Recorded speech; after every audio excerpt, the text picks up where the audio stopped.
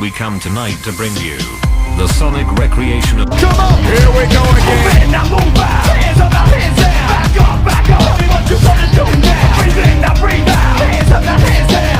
Back up! Tell me what you wanna do now! It's gonna be me. Who took you for a working whore? Okay, fuck it. I lied. What you gonna do? Shout! Let it all out! These are the things I can do without. Come on!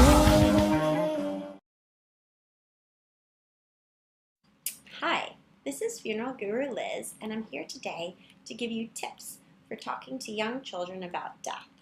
For many parents, speaking to children about death seems like a daunting task. Let's face it, most adults don't want to talk about death at all. Children think that we're all-knowing, but it's okay to tell the child that you don't have all the answers. They simply need to understand that death is a part of life, it's completely natural, and not something that they need to be afraid of.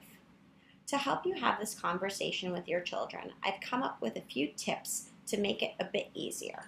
Tip number 1, find out what your child already knows. You can use your child's prior understanding to pave the way for the conversation. For example, you can build on what the child already knows and correct any misconceptions. Tip number 2, explain your own beliefs. Your particular religious and cultural beliefs will influence the way that you talk to your child about what happens after death. Whether you believe in an afterlife or not, you can explain to your child what you believe death means. Everyone has different ideas about what happens after death, and depending on the age of your child, you might also want to discuss that people feel differently than those in your family. Tip number 3, speak honestly. Be sure that the child understands that the person who died is not coming back. Even if you believe in an afterlife, it's important that they understand that there's a separation between this world and places like heaven. Also, avoid euphemisms. I know a lot of parents try to protect their child by saying that grandpa's taking a long nap or grandpa's on vacation. Quite honestly, that doesn't help because they wait for grandpa to wake up or come home. Tip number 4, continue the conversation.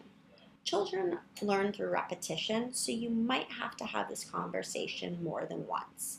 Try to be patient with the child and also answer any questions that might arise from previous conversations. This is Funeral Guru Liz signing off. I hope these tips were helpful. Please feel free to leave any questions or comments in the box below. Thank you and have a beautiful day.